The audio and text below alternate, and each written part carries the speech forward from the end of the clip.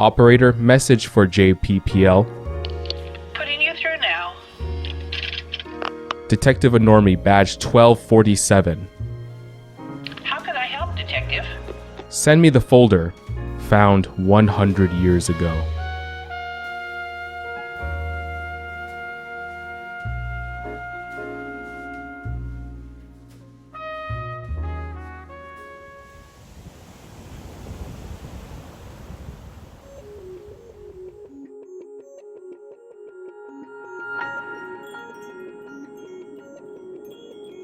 What you're looking at is where famous Japanese musician and composer Nbuna was born, and here in the Gifu prefecture would be ground zero to one of the most influential groups ever created, Yorushika. Haru is my favorite song in Yorushika's whole discography, and even though it's a recent release dating a couple years back, there is layers upon layers of important material from this song that distinguishes Yorushika from the rest. Haru is evidence on just how they carefully approach their music for us to not really listen, but to be sat down and experience music through their vision. And when you listen to Yorushika's music, everything seems to slow down, as if you're truly living life in the moment. And just like the serene peace of Gifu, the lyrics are dense and rich that is coated with a warm blanket of honesty, and I found it difficult to find that type of experience anywhere else. Twice as difficult trying to research and figure out the philosophy on how a Yorushika song is produced. But Haru acts as the lens we need to accurately piece the puzzle, basically describing what goes through the mind of this mysterious yet famous band.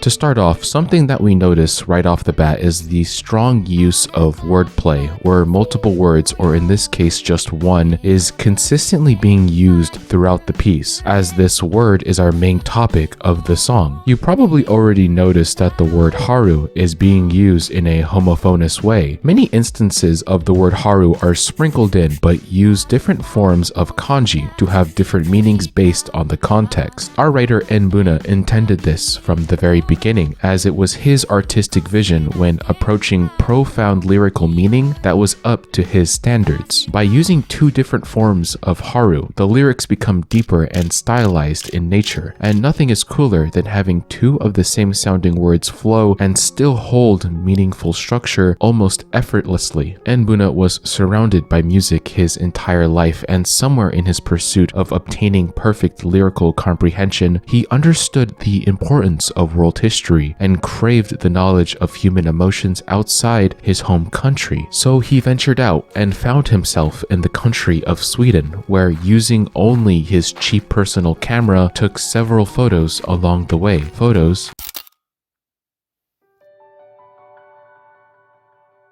that touched him deeply. It's easy to project emotions onto music, but for it to resonate with people, to move them vicariously and in an artistic way is no easy feat for any musician. Nbuna was meticulous in this notion, so much so that even the four-letter title is jam-packed with meaning.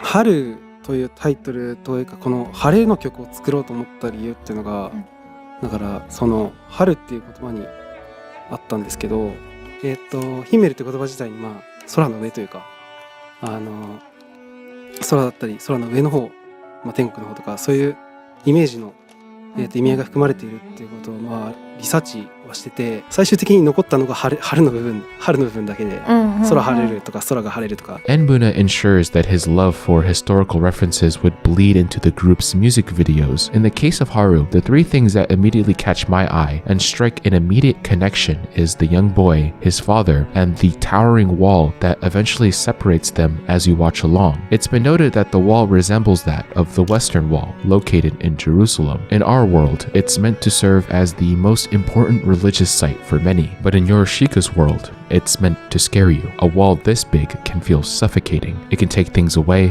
and gives you more questions than answers. There are a lot of these gut-wrenching moments throughout the group's discography, and that was always Nbuna's goal, right? To make something feel alive and real, even if it makes us feel uncomfortable.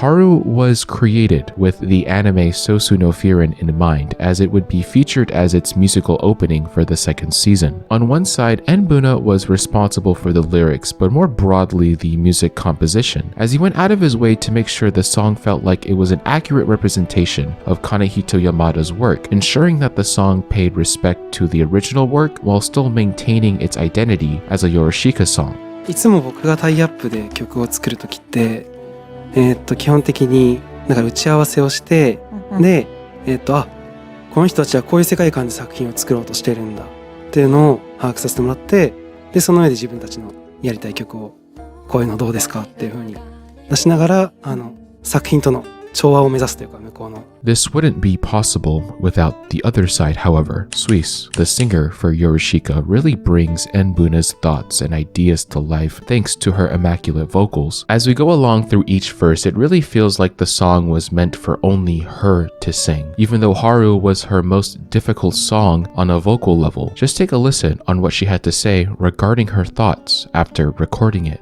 スイさんに質問です。はい。ソラさんだよさん。これまでの楽曲の中で歌うのが難しかった曲を教えてください。難しい曲多いです。最近だと春かな。春、難しかった？大変そう。なんか息が持たなさそうだもんね。